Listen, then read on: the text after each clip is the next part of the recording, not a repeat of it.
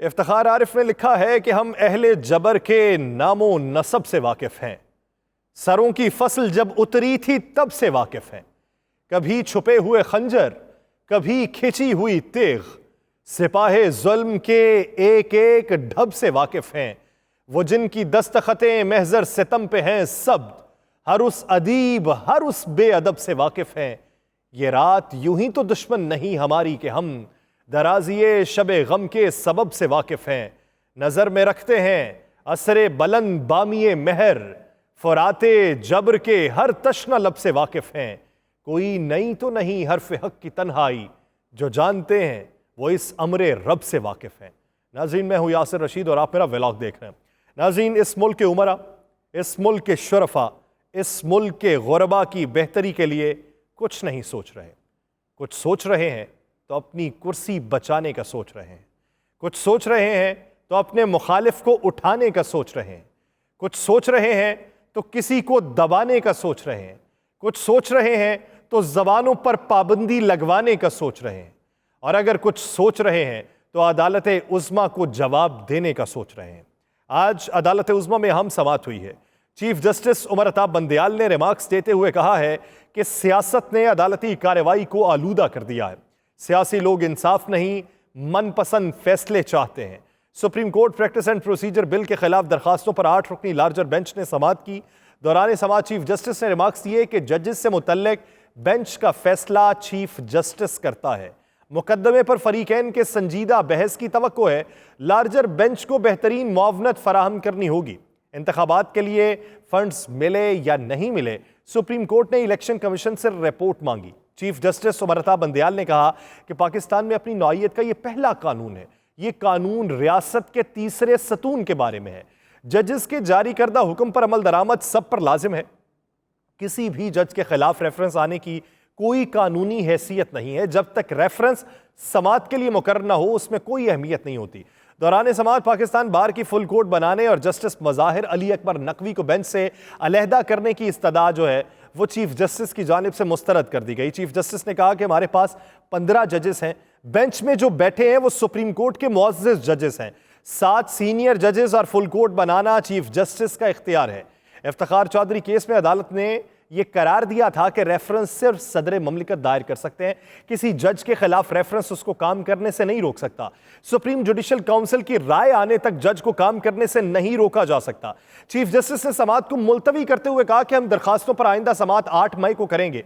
और अदालत ने supreme court rules and procedure bill पर पार्लिमानी कार्रवाई का रिकॉर्ड भी तलब कर लिया। सुप्रीम कोर्ट ने कायमा कमेटी में होने वाली बहस का रिकॉर्ड तलब किया। Chief justice of Pakistan Umar Ata Bandial ने अपने साथी जजेस की एक अशाइये में मेज़बानी भी की, जिसे कुछ लोग सुप्रीम कोर्ट के अंदर तकसीम को कम करने की कोशिश के तौर पर देखते हैं। ये एक तरफ चीफ जस्टिस कोशिश क्या कर रहे हैं, साथ ही जजेस के दरमियान जो खलीज पैदा हो गई है, ये नज़रियात में जो बदलाव आ रहा है, उसमें कमी पैदा करने के लिए क्या कोशिश की जा रही है। दूसरी तरफ ख्वाजा आसिफ साहब ने आज पार्लियामान के फ्लोर के ऊपर यह बात की है कि वज़राए आज़म की गर्दनें हम नहीं उतरवाने आए, हम मजीद वज़राए आज़म की गर्दनें नहीं उतरवा सकते। वो कहते हैं कि अगर सुप्रीम कोर्ट आपसे कार्रवाई की रिपोर्ट्स मांग रही है, अगर मिनट्स मांगे जा रहे हैं, तो वो तमाम तर रिपोर्ट्स आप सुप्रीम कोर्ट में जमा करवाएं, लेकिन आप सुप्रीम कोर्ट की कार्रवाई का रिकॉर्ड भी पार्लियामेंट के अंदर तलब करें। यानी मशवरा दिया गया कि किस तरीके से सुप्रीम कोर्ट के साथ टसल को बरकरार रखा जाएगा। एक तरफ कोशिश ये हो रही है, चीफ जस्टिस ये कोशिश कर रहे हैं कि तमाम तर मामलात जो है ये अफहाम तफहीम से हल हों और ये जो खलीज पैदा हो रही है ये कम हो। क्या दूसरी तरफ पार्लियामान के फ्लोर से या 13 इत्तेहादी जमातों की तरफ से भी ऐसी कोशिश की जा रही है? इस पर बिलखुसूस बात करने की ज़रूरत है। ज़रा ये बताते हैं कि सुप्रीम कोर्ट के तमाम जजेस जो कि वाज़े तौर पर 2 नज़रियाती कैंप्स में तकसीम है, उन्होंने इस शाइये में शिरकत की है, सिवाय जस्टिस काजी फायज़ ईसा साहब के, जो चीफ जस्टिस के बाद सीनियर तरीन जज हैं। जस्टिस काजी फायज़ ईसा के एक वकील ने कहा कि हो सकता है कि इशाइये में शिरकत ना करने का फैसला चीफ जस्टिस ने किया हो, क्योंकि चीफ जस्टिस ने मज़कूरा जज के खिलाफ सदारती रेफरेंस को खारिज करने वाले सुप्रीम कोर्ट के हुक्म के खिलाफ क्यूरेटिव नज़रसानी की दरखास्त वापस लेने से मुतल्लिक हुकूमती दरखास्त पर अपना फैसला पहले ही महफूज कर लिया।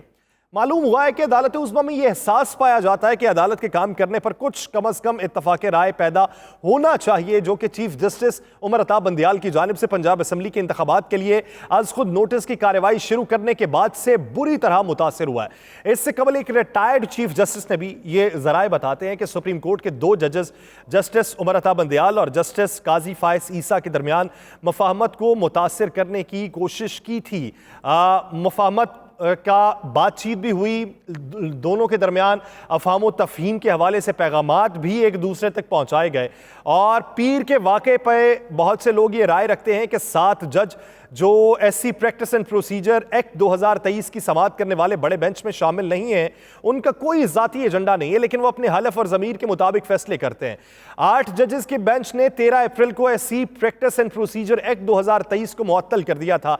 ये एक मुजव्वज़ा कानून है जिसमें अज खुद कार्रवाई शुरू करने के लिए चीफ जस्टिस के इख्तियारात को कम करना है। लोग ये राय रखते हैं जिनमें कानूनी माहिरीन है, उनमें से कहा जा रहा है कि चीफ जस्टिस को भी कुछ अमली इक़दामात करने की ज़रूरत है ताकि इस तासुर को ख़त्म किया जा सके कि वो सियासी मामलात की समाअत करने वाले बेंचेस में अपने हम ख्याल जजेस को शामिल करते हैं। बहुत से वकला ने supreme court practice and procedure act 2023 की समाअत करने वाले 8 जजेस के लार्जर बेंच की तश्कील को मंजूर नहीं किया, जिसमें बलोचिस्तान से ताल्लुक़ रखने वाले भी वकला हैं, पाकिस्तान बार काउंसिल के भी वकला हैं। लेकिन इसके मद्दे मुकाबिल एक बहुत बड़ा धड़ा मौजूद है जो सुप्रीम कोर्ट के चीफ जस्टिस के साथ खड़ा है। लेकिन यह देखना बाकी है कि क्या चीफ जस्टिस इस बेंच की तश्कीलें न करते हैं जो आज सुमोटो बिल केस की समाअत जिसने की है, लेकिन चीफ जस्टिस ने आज उसको रद्द कर दिया। चीफ जस्टिस ने कहा कि मौजूदा सूरत हाल के दौरान आप अपने लोगों से पूछ लीजिए कि वो फुल कोर्ट किसे कहते हैं।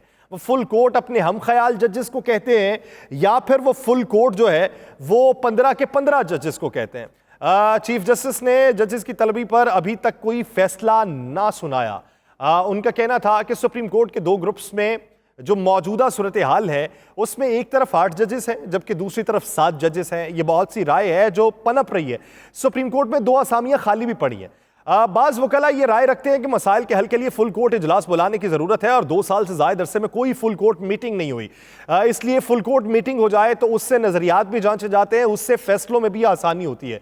सुप्रीम कोर्ट के सीनियर जजेस के दरमियान इख्तलाफात की वजह से सुप्रीम कोर्ट के 2 जजेस की तकर्री में भी ताख़ीर हुई है और बदकिस्मती से अदालती सियासत भी कौमी सियासत से जुड़ी हुई है। कुछ लोग ये राय रखते हैं कि हुक्मरान सियासी जमातों ने आज लार्जर बेंच के सामने supreme court practice and procedure act 2023 का दिफा करने के लिए सलाहुद्दीन अहमद और जाहिद इब्राहिम को बतौर वकील शामिल किया। फारूक एच नाइक और कामरान मुर्तजा भी अदालत में पेश हुए। एक सीनियर सरकारी एहलकार का यह मानना है कि मौजूदा और मुस्तकबिल के चीफ जस्टिस को माइनस करने के लिए एक बेंच तश्कील दिया जाना चाहिए। अब इसके ऊपर बहुत सी बातें हो रही है। पाकिस्तान बार काउंसिल का नुमाइंदा अदालत से बेंच की तश्कील 9 के लिए जोर दे चुका है। पीबीसी के एक रुकन ने कहा है कि वो अदालत में बिल के खिलाफ दायर दरखास्त की समाअत के लिए फुल कोर्ट के कयाम के हवाले से बार एसोसिएशन की जानिब से मंजूर करदा करारदाद को पेश कर रहे हैं। अदालत उज़्मा के जजेस के दरमियान तनाव उस वक्त ज्यादा बढ़ा जब एक लार्जर बेंच ने सदारती रेफरेंस के खिलाफ जस्टिस काजी फायस ईसा की दरखास्त की समाअत की, जिसमें उन पर अपने खानदान के अफराद के असासे टैक्स अथॉरिटी से छुपाने का इल्जाम लगाया गया था। कार्रवाई के दौरान अदालत उज़्मा के जजेस ने अदालती अहकामात, तकारीर और खतूत के जरिए अपने ख्यालात का इजहार किया, जिन चीजों ने आला अदलिया के जजेस के दरमियान ताल्लुकात को मनफी तौर पर मुतासिर किया। पंजाब और खैबर पख्तूनख्वा के सूबों में बरवक्त इंतखाबात के इनेकाद पर अज खुद नोटिस की कार्रवाई के आगाज के बाद से सुप्रीम कोर्ट के जजेस के 2 ग्रुप्स के दरमियान खलीज नुमाया तौर पर वसी हुई। बहुत से हलकों में बातें भी होना शुरू हुई। जस्टिस काजी फायस ईसा एसई प्रैक्टिस एंड प्रोसीजर एक्ट 2023 के नोटिफिकेशन के बाद से पुरअसरार तौर पर सुप्रीम कोर्ट के बेंचेस से गैर हाजिर है, जिसने चीफ जस्टिस और 2 सीनियर जजेस पर मुश्तमिल एक कमेटी को बेंच बनाने और मुकदमात को तय करने का इख्तियार दिया था। हालांकि सुप्रीम कोर्ट का बड़ा बेंच इस कानून को पहले ही मुअत्तल कर चुका है। अब इस सारी सूरत हाल के दौरान ये आज जो इशाई का या खाने का एहतमाम किया गया, तो कल के खाने के मौके के ऊपर बेशतर लोगों ने चीफ जस्टिस से हिमायत की। चीफ जस्टिस ने लोगों को मिलाने के ऊपर ज्यादा जोर दिया कि हमारे अंदर जो खलीज पैदा हो चुकी है इस खलीज को कम किया जाए। लेकिन दूसरी तरफ जो है ये आप वफाकी इत्तेहादी जमातों की इस वक्त कार्रवाई देखें, उनका एक्ट्स देखें, उनके मेल मुलाकातों के आप मिनट्स निकलवाएं और वो जो बातें हुई हैं, आज जो जरदारी साहब मौलाना फजलुर रहमान साहब से जाके मिले हैं और मौलाना फजलुर रहमान साहब ने इमरान खान के बारे में जो बड़ी बड़ी बातें की हैं और उन्होंने दो टोक अल्फाज में कहा कि हमें बीच में आपने शामिल नहीं करना, आपने जो फैसला करना है आप कर लें, हम मान लेंगे, लेकिन हमारा नाम नहीं बीच में आना चाहिए। तो क्या इससे मुल्क के अंदर तफर्रे को ख़त्म किया जा सकता है? इससे ये खलीज ख़त्म की जा सकती है? वो मुल्क जिसके अंदर 4 अरब डॉलर्स के जो खाने पीने की अशिया हैं, जो अनाज है या कुछ भी पका पकाया खाना है, वो 1 साल के अंदर ज़ाया हो जाता है। उस मुल्क के अंदर इस वक्त कहत साली के खतरात भी मंडलाना शुरू हो चुके हैं कि जब बारिशें हो रही हैं और गंदम की फसलों को नुकसान पहुंच रहा है, एक तरफ से कहा जा रहा है कि बम्पर क्रॉप हमारी हुई है, दूसरी तरफ से सरकारी तौर पे अनाज भी इशू नहीं किया जा रहा। तो ऐसी सूरत हाल के अंदर जब मुल्क में खुशगवार हवा का झोंका महसूस किया जा सकता था, उस वक्त भी ये तमाम वफाकी इत्तेहादी जमातें हैं, ये पार्लियामेंट के फ्लोर, मीडिया के ऊपर और सुप्रीम कोर्ट के ऊपर अपनी मुख्तलिफ नुक्ता नज़र को फैलाने की तगोदो कर रहे हैं। आज इन्होंने वक्फा किया है और वक्फे में ये शराइत रखना चाहते हैं पाकिस्तान तहरीक इंसाफ के सामने कि पाकिस्तान तहरीक इंसाफ जो है वो खुद इनकारी हो जाए इस मुज़ाकरात के अमल से। लेकिन ज़रा ये बताते हैं कि पाकिस्तान तहरीक इंसाफ के कुछ सीनियर रहनुमा, जिनमें फवाद हुसैन चौधरी साहब हैं, कुरैशी साहब हैं, दीगर वो अफराद हैं, असद कैसर साहब हैं, परवेज़ खटक साहब के ऊपर कुछ तहफ़्फ़ुज़ात हैं लोगों को, लेकिन कुछ और सीनियर रहनुमा हैं, उन्होंने ये मशवरा दिया है कि जो भी बात हो आपकी तरफ से ये तासुर नहीं जाना चाहिए कि पाकिस्तान तहरीक इंसाफ इस मुज़ाकरात की मेज़ से पीछे हटी है। अब 9 बजे तक का जो वक्त मांगा गया, ये मौलाना फजलुर रहमान से मुलाकात करनी थी और बाऊ जी को फिर से दोबारा एतमाद में लेना है और उसके बाद एक कुली तौर पर फैसला जो है वो अपना बयान कर दिया जाएगा कि ये हमने फैसला किया है। अब इस फैसले के मद्दे मुकाबिल केसेस जितने हो रहे हैं, जितनी कार्रवाइयाँ हो रही हैं, वो भी लम्हा अंगेज़, लम्हा फ़िक्रिया है पाकिस्तान के लिए कि साबिक वज़ीर आला चौधरी परवेज़ इलाही के घर लाहौर के अंदर भी छापा मारा गया, फिर गुजरात के अंदर भी घर पे छापा मारा गया, गाड़ियों की गाड़ियाँ वहाँ पे ले जाई गई, कतार अंदर कतार वहाँ पे पुलिस की गाड़ियाँ मौजूद थी और वहाँ से गिरफ्तार करने की कोशिश की गई, लेकिन वो वहाँ पर मौजूद नहीं थे, फिर पुलिस वापस आ गई। आज उन्होंने ज़मानत भी करवा ली, लेकिन उन्होंने मोहसिन नकवी साहब के ऊपर ये मलबा डाल दिया कि मोहसिन नकवी ये सब कुछ करवा रहे हैं, लेकिन मोहसिन नकवी साहब के पीछे भी और बहुत से लोग हैं जो ये सब कुछ करवा रहे हैं। लेकिन क्या इस पूरे मंजरनामे के बाद, इस तगोदो के बाद जो वफाकी हुकूमत कर रही है या कोई और कर रहा है, ये मामला क्लियर हो पाएगा? इमरान खान के खिलाफ मुल्क भर में दर्ज मुकदमात की तफसीलात हाई कोर्ट में जमा करवाई गई हैं। खान साहब के खिलाफ इस्लामाबाद में 31 हैं, लाहौर में 30 मुकदमे हैं, फैसलाबाद में 14 हैं, भक्कर में 4 हैं, शेखपुरा में 3 हैं, गुजरांवाला में 2 हैं, जहलू में 3 हैं, अटक में 4 है, रावलपिंडी में 10 हैं, बावलपुर में 5 मुकदमात दर्ज हैं और बहुत से शहरों के अंदर एक एक मुकदमा दर्ज है।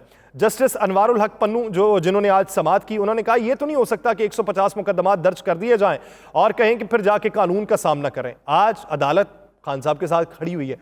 उन्होंने ये भी कहा कि पाकिस्तान बनने के बाद कितने लोगों पर 150 मुकदमात दर्ज हुए। अब इस सारे मामले को लेकर अगर देखा जाए तो पाकिस्तान तहरीक इंसाफ मुकदमात की पैरवी कर रही है और वफाकी हुकूमत अब मुकदमात के ऊपर बात नहीं कर रही। आप देखें प्रेस कॉन्फ्रेंसेस के अंदर देखें, वो मुकदमात के ऊपर अब बात नहीं करते कि ये मुकदमात की पैरवी नहीं कर रहे, ये आइन से इनहराफ करना चाहते हैं, ये कानून का सामना नहीं करना चाहते। वो अब इस पे ऊपर बहस नहीं करते, वो सिर्फ इस बात के ऊपर बहस करते हैं कि ये तफरीक फैलाना चाहते हैं, ये दंगा फसाद फैलाना चाहते हैं, ये इनके साथ बैठ के बातचीत नहीं हो सकती, इनकी क्या गवर्नेंस है, ये तो लोगों को टिकटें बेचते हैं, ये तो ऑडियो लीक्स का इस वक्त मंबा बन चुके हैं। अब उनकी तरफ से ऐसी बातें हो रही हैं। कौमी असम्बली की कायमा कमेटी पर आए इस्तेहकाक का इजलास हुआ, 16वें नुक्ते पे प्रोसीडिंग इन कैमरा कर दी गई। 16वां नुक्ता क्या था? तौहीन पार्लियामेंट से मुतल्लिक था। मीडिया को भी कमेटी रूम से बाहर जाने की हिदायत कर दी गई। पार्लियामेंट का बिल पार्लियामेंट में पेश करने का फैसला हुआ है कि तौहीन पार्लियामेंट का बिल पेश किया जाए। अब पीडीएम जमातों ने तौहीन पार्लियामेंट के बिल पे इत्तफाक कर लिया और चंद रोज में तौहीन पार्लियामेंट का बिल पार्लियामेंट में पेश किया जाएगा और तौहीन पार्लियामेंट का कानून किसी भी शख्स पे लागू होगा। तौहीन पार्लियामेंट सुप्रीम कोर्ट के जजेस पर भी लग सकता है, यह भी फैसला किया उन्होंने। तौहीन पार्लियामेंट का कानून तमाम इदारों में बैठी हुई शख्सियात पर भी लागू होगा। वजारत कानून से इब्तदाई मुशावरत इस ज़मन में मुकम्मल कर ली गई है और मुकम्मल करने के बाद वो बिल को लाएंगे और फिर ये एक और टसल का आगाज़ होगा जो सुप्रीम कोर्ट के साथ लगानी है। इन्होंने सुप्रीम कोर्ट के साथ ये टसल लगाएंगे और फिर ये देखिए, क्या आपको लगता है 14 मई तो गुजर गई, 14 मई को तो भूल जाइए, क्या आपको लगता है कि ये अगस्त के अंदर भी इलेक्शन करवाने के लिए तैयार है? सिर्फ 3 से 4 जमातें जो हामी हैं और उन जमातों के अंदर भी नज़रियात में तफरीक है, लेकिन उम्मीद ये करते हैं कि पाकिस्तान में कोई बेहतरी का रास्ता निकल आए। लेकिन जिस तरह के इकदामात हो रहे हैं, जिस तरह बैरिस्टर एतजाज़ एहसन कहते हैं कि 24 घंटे सुप्रीम कोर्ट के हर जज की कॉल रिकॉर्ड करके मुस्लिम लीग नून को दी जा रही है, जजेस के अलावा जजेस की फैमिली के 50 करीबी लोगों के भी कॉल जो है वो ब्लैकमेलिंग के लिए रिकॉर्ड की जा रही हैं, तो क्या ऐसे पुरफतन माहौल के अंदर कोई बेहतरी का इम्कान रोशन हो सकता है? नहीं हो सकता। पाकिस्तान तहरीक इंसाफ करना चाह रही है, विफाक के अंदर मौजूद कुछ जमातें करना चाह रही हैं और विफाक के अंदर मौजूद कुछ शख्सियात करना चाह रही हैं, लेकिन देखना यह है कि कौन सी शख्सियत जो है वो अपना फैसला इन तमाम जमातों पर मुसल्लत करने में कामयाब हो जाती है। ये शख्सियत ना सही तो कोई फरीक ज़रूर हो जाएगा, लेकिन कब तक होगा? कल सुबह तक एक बड़े ब्रेक थ्रू का भी इम्कान है और एक बड़े पंगे का भी इम्कान है। कल सुबह तक का इंतज़ार करते हैं। मुझे दीजिए इजाज़त, अल्लाह ने के बाद।